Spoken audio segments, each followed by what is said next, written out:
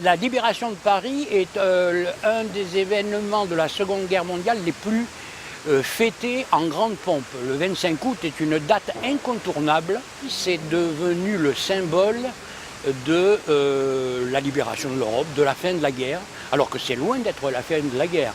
On est en août 1944, la guerre se terminera pour l'Europe en mai 1945. La libération de Paris, ce n'est pas une bataille rangée. Ce ne sont pas deux armées l'une contre l'autre.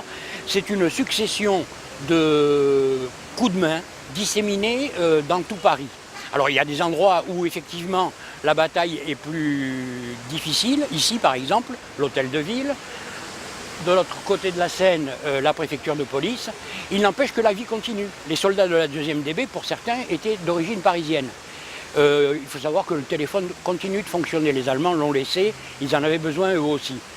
Eh bien, les soldats de la 2e DB descendent rapidement de leur char, rentrent dans le bistrot et téléphonent à leurs parents. « Bonjour, je suis là, je vais vous voir tout à l'heure. » L'hôpital Tarnier procède à des accouchements. Le 25 août au soir, vers 19h45, une fois la ville réputée libérée, eh bien, il y a un monsieur qui accompagne en ambulance, une ambulance qui a servi au FFI quelques heures auparavant, qui accompagne sa femme pour aller accoucher à Tarnier. Malheureusement, il y en a certains qui vont être tués pendant les combats de la libération de Paris.